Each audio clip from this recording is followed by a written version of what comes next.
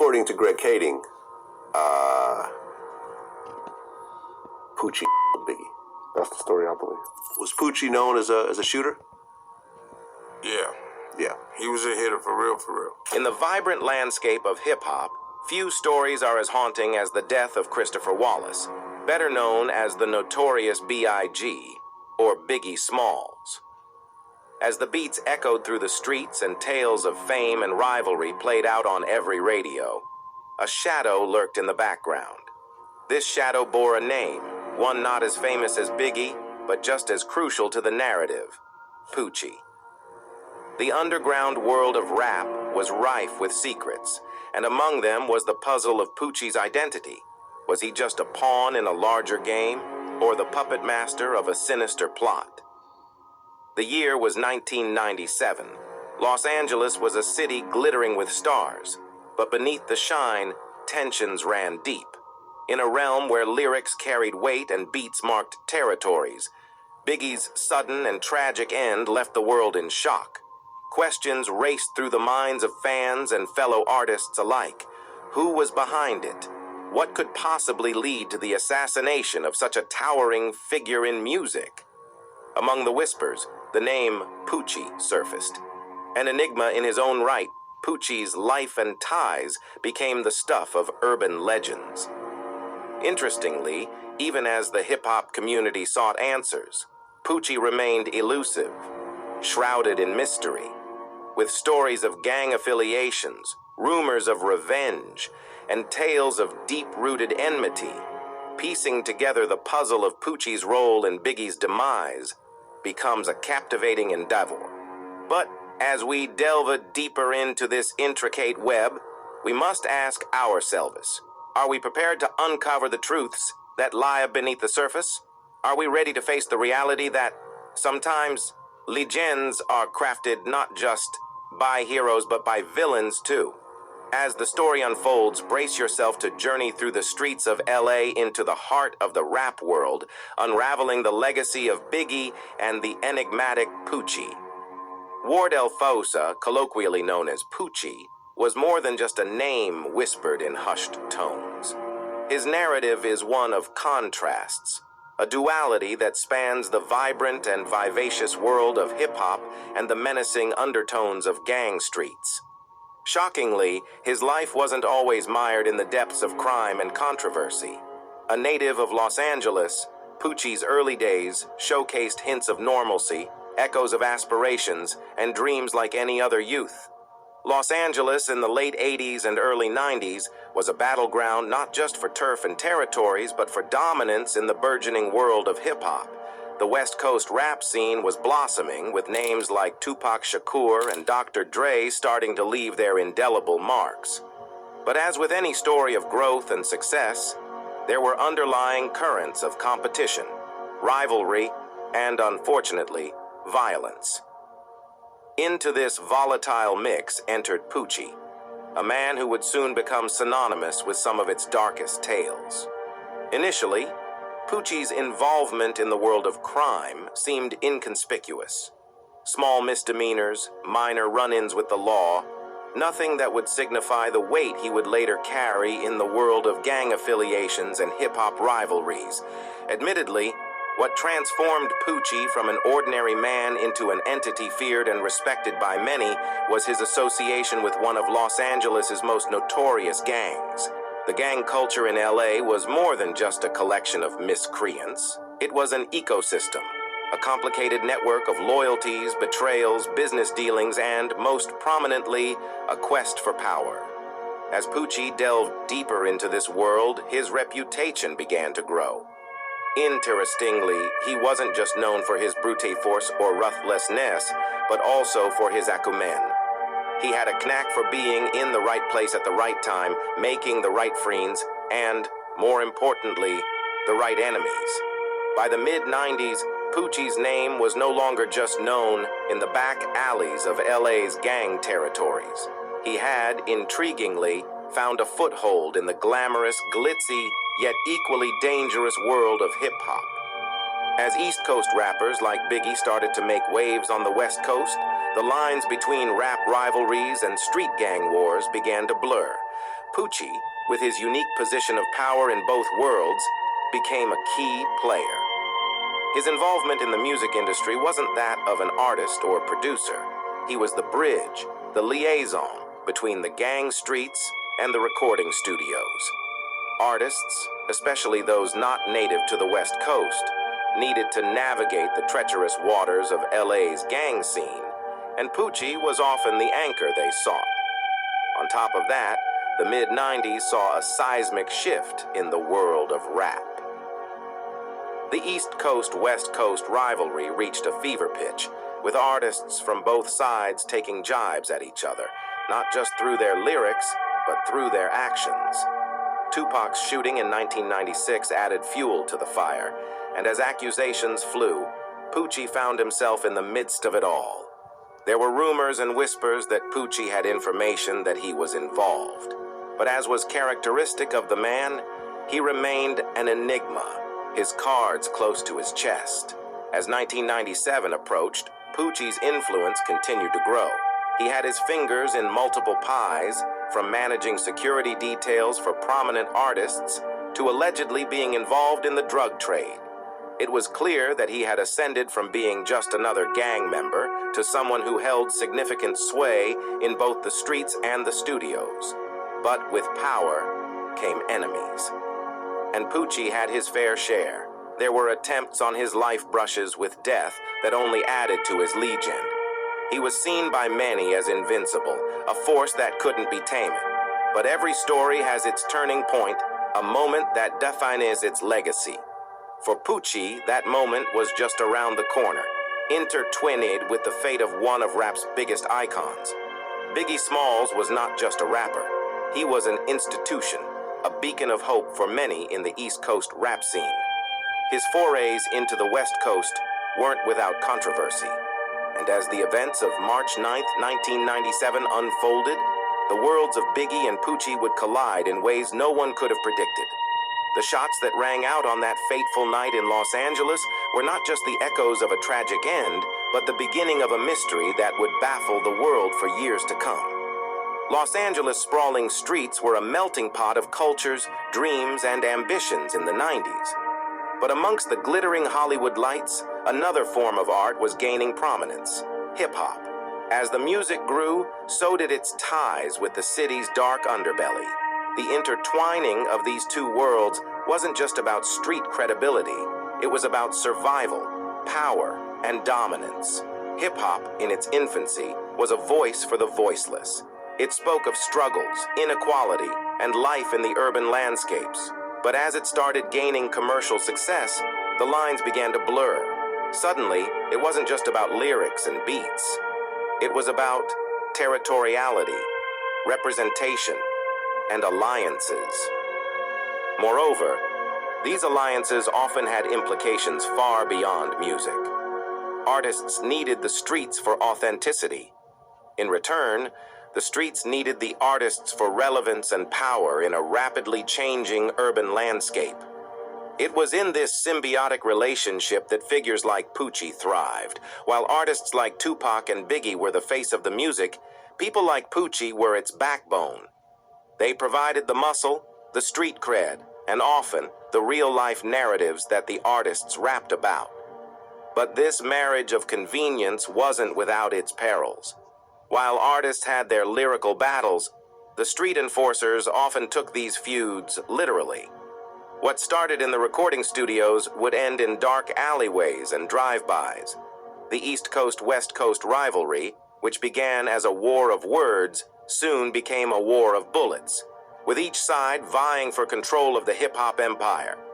Artists began rolling with massive entourages, often filled with gang members who provided both protection and street credibility. However, this wasn't just about flaunting power. LA was treacherous terrain, and one misstep could be fatal. Gang territories were intricately mapped out, and crossing into a rival's turf without the right connections could spell disaster. Into this volatile mix, Poochie's reputation as a fixer grew. Need to organize a concert in a rival gang's territory? Poochie was your man. Want to collaborate with a West Coast artist without stepping on toes?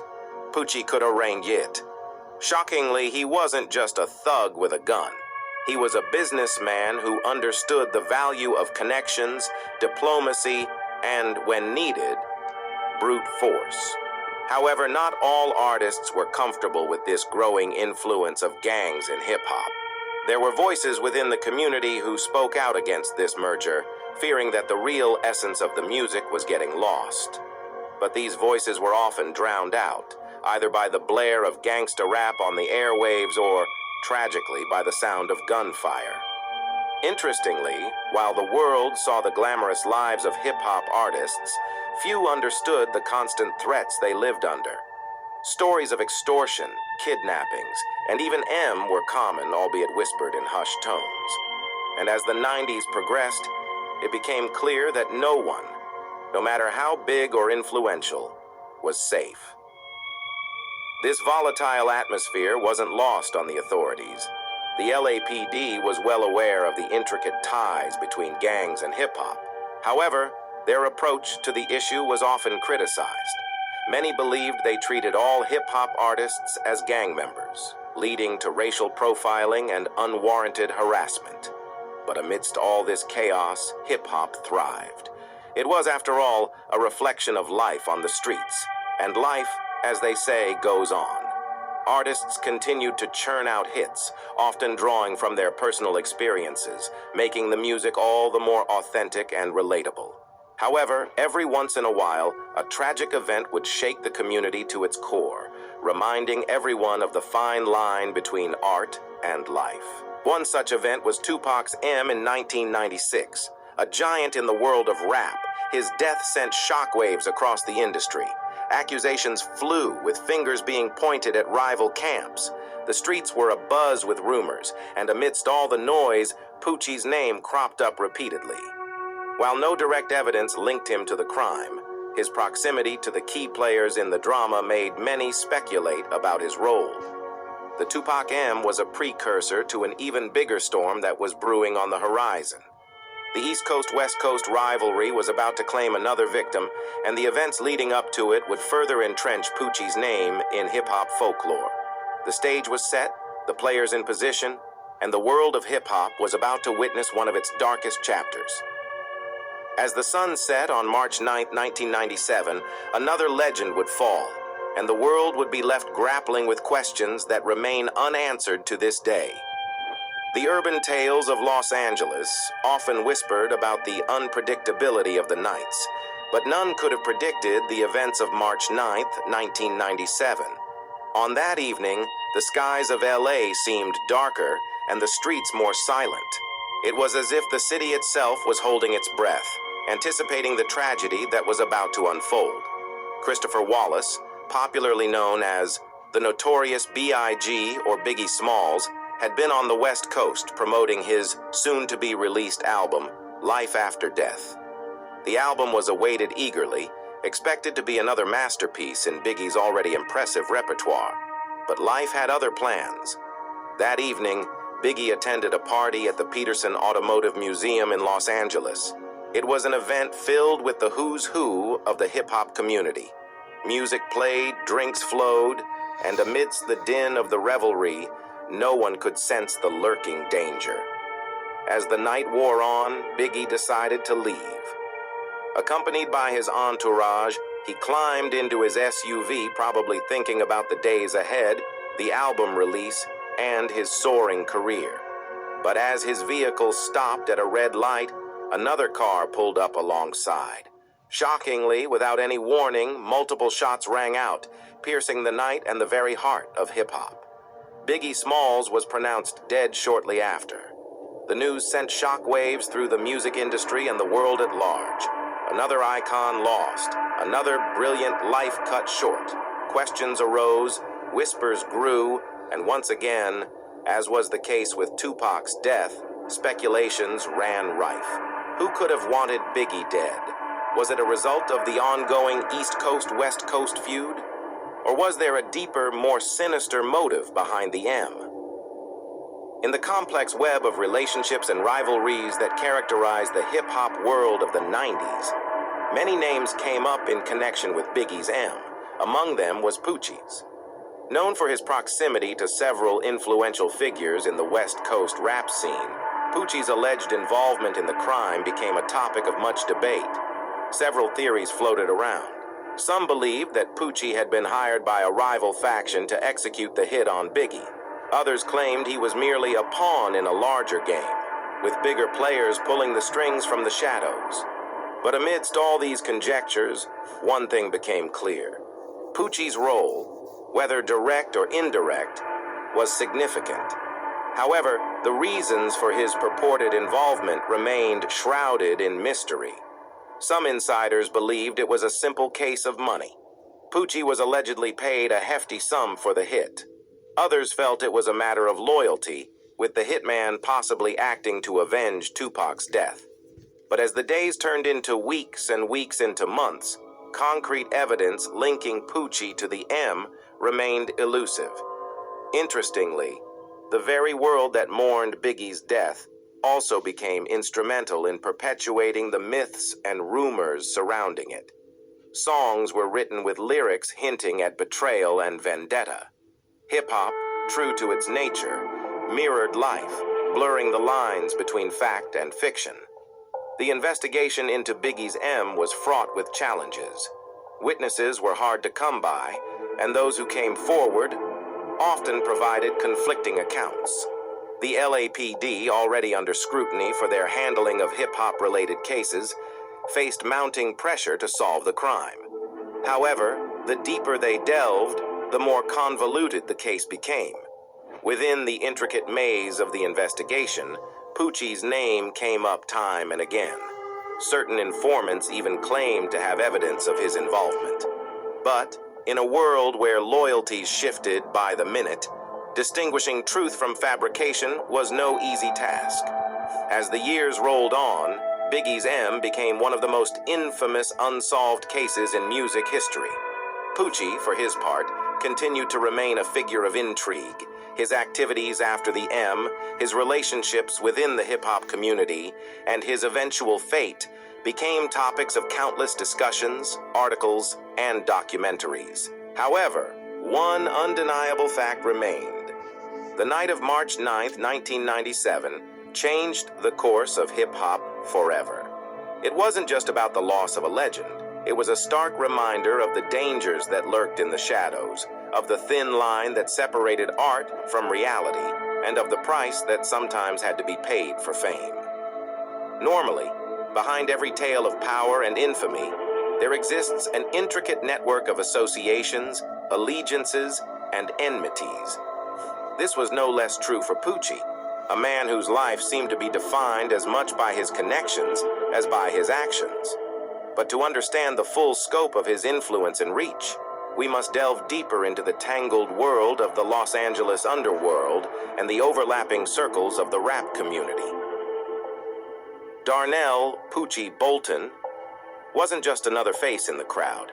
His name carried weight, both for his affiliations with the mob Peru Bloods and for his known relationships with several big players in the West Coast rap scene.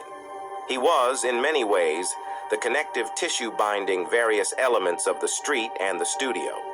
Among Poochie's most talked about connections was Suge Knight, the co-founder of Death Row Records. Death Row was more than just a record label.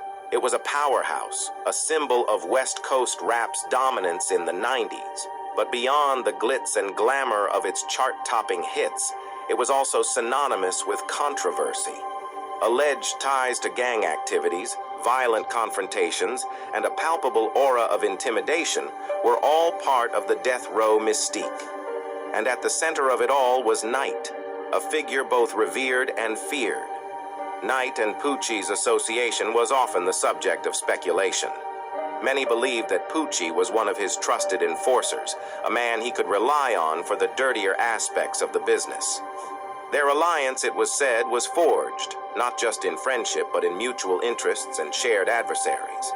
However, Knight wasn't Poochie's only link to the music world. His proximity to several rappers and producers gave him a unique vantage point, allowing him to move seamlessly between the streets and the studio. But this dual identity also made him a polarizing figure. To some, he was a protector, a loyal friend who'd stand by you through thick and thin. To others, he was a menace, a reminder of the dangers lurking just outside the recording booth. Poochie's reputation, coupled with his extensive network, often put him at the crossroads of numerous events that defined West Coast rap in the 90s. From the volatile feuds between rival factions to the behind-the-scenes maneuverings of industry bigwigs, he was, in many ways, a silent player in a high-stakes game. But with influence came scrutiny. Poochie's name often cropped up in police investigations, and he was no stranger to the inside of an interrogation room. However, proving any wrongdoing was a different matter altogether. Many of those who could testify against him chose silence over cooperation, either out of loyalty or fear. Interestingly, Poochie's world wasn't just defined by his allies. His adversaries played an equally significant role in shaping his narrative. Given his affiliations, it was only natural that he'd make enemies along the way. Some were former associates turned rivals, while others were members of opposing factions, forever at odds with Poochie's crew. In this tumultuous world, information was currency, and secrets were weapons. Rumors of Poochie's involvement in various crimes, from extortion rackets to alleged hits, were rampant. And while many of these tales were likely exaggerated or fabricated, they added to the mythos of Poochie, turning him into a larger-than-life figure. But amidst the tales of treachery and power plays, there were also stories of his generosity. Those close to him often spoke of his willingness to help out in times of need, of his fierce loyalty to his friends, and of his undying love for his family. It was this duality, this blend of ruthlessness and compassion, that made Poochie such a compelling figure. However, as the 90s came to a close and the new millennium dawned, the landscape of West Coast rap began to change. New players emerged, old alliances crumbled, and the once indomitable Death Row Records found itself in a state of decline. But through it all, Poochie's influence remained undiminished. He was, after all, a survivor, a man who'd seen it all and lived to tell the tale. As mentioned earlier, the night of March 9, 1997, was one that would forever alter the trajectory of hip-hop. Biggie was fatally shot in a drive-by shooting in Los Angeles. The impact of this tragedy was profound, not just for the rap community, but for the entire music industry. And as the shockwaves reverberated, one question loomed large. Who was responsible? In the years following Biggie's death, numerous theories and speculations have attempted to unravel the mystery. Some pointed fingers at rival rappers, while others suggested deeper, more sinister forces at play.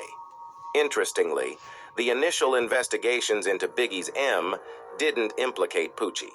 However, as time passed and leads grew cold, whispers about his potential involvement grew louder. Some suggested he was merely an enforcer, acting on orders from someone higher up the chain. Others believed he had a personal vendetta, a score to settle that culminated in that fateful shooting. Intriguingly, one theory that gained traction revolved around Poochie's close ties to Death Row Records and its co-founder, Suge Knight. Given the acrimonious history between Knight and Biggie and the long-standing feud between East Coast and West Coast rappers, many saw Poochie as the perfect conduit to execute a revenge plot. So, was Poochie, as some alleged, the link between Biggie's death and Death Row's upper echelons?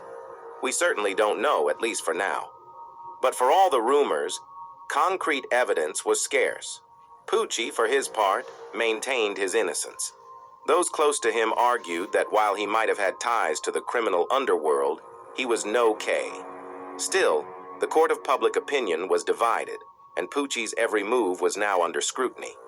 And then, a significant development took the narrative in a different direction. A former LAPD detective looking into the case proposed that Poochie was hired by an unnamed individual to assassinate Biggie for a sum of $25,000. This theory, while sensational, was based on certain informants' testimonies and some circumstantial evidence. The revelation added fuel to the already blazing fire of speculation and turned Poochie into a central figure in the M investigation. The LAPD, facing immense pressure to solve the case, doubled down on their efforts. The focus now shifted to uncovering Poochie's movements and associations around the time of Biggie's death. Friends, family, and even distant acquaintances were questioned, their testimonies meticulously dissected for clues. Surveillance tapes, phone records, and eyewitness accounts were revisited, hoping to find the elusive piece that would complete the jigsaw. But despite these exhaustive efforts, the case remained stubbornly unsolved. Every lead seemed to hit a dead end. Every testimony was fraught with inconsistencies. And Poochie, though squarely in the spotlight, remained an enigma. One who dared to challenge the status quo. Admittedly, while the circumstances of Poochie's death remain shrouded in mystery, his life serves as a testament to the complex interplay of power, loyalty, and betrayal. In the annals of LA's underworld history, Poochie's name is etched in gold, a testament to a life that, while controversial, was undeniably impactful. Ultimately, the life of Darnell Poochie Bolton unfolds like a gripping novel filled with highs, lows, intrigue, and drama. His tale offers an intimate glimpse into the turbulent world of street life in Los Angeles, a realm where fortunes can change overnight and where the lines between friend and foe are perpetually blurred. The tales surrounding Poochie and the mysteries of his involvement in the Biggie M case have intrigued many over the years. But beyond the headlines and urban legends, there lies a deeper story. One of a man navigating the intricate webs of loyalty, power, and survival in a world where trust is a luxury few can afford.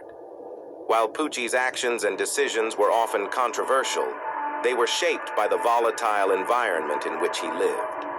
His story is a stark reminder of the complex socioeconomic factors that drive individuals towards a life in the shadows and the sacrifices they make in their quest for respect and power. Interestingly, despite the years that have passed since Poochie's death, his legacy continues to reverberate through the streets of LA. The tales of his exploits, both real and exaggerated, are recounted in hushed tones, serving as both cautionary tales and sources of inspiration for those who walk the path he once tread. In the end, the tale of Darnell Poochie Bolton serves as a mirror, reflecting the complexities and contradictions of urban life in America. It's a narrative that, while rooted in a specific time and place, possesses a universal resonance, reminding us of the thin line that separates right from wrong, hero from villain, and life from death. And that's it from us today. Until next time, thank you for watching. Long trailed him.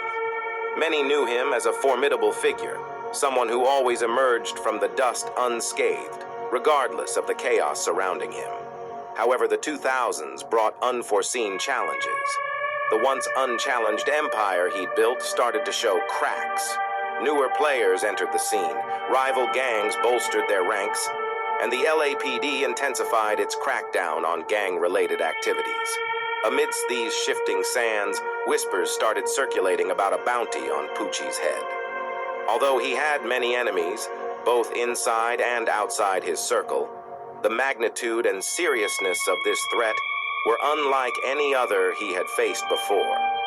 Was it a disgruntled business associate, a rival gang, or someone from his past seeking vengeance? Shockingly, the saga took a dark turn one evening in July 2003. Poochie, on one of his usual nocturnal rides through the streets of Los Angeles, met a fate that many had predicted but few believed would actually come to pass. A hail of bullets, sudden and relentless, ended the life of one of LA's most talked about gang figures. The aftermath was a mix of shock, anger, and intense speculation. The streets buzzed with theories. Some claimed it was an inside job, a culmination of the growing discontent within his gang. Others pointed fingers at rival gangs who had long sought to dethrone Poochie from his position of power. Still, Others believed it was related to Biggie's M, a final act in a saga that had gripped the hip-hop community for years.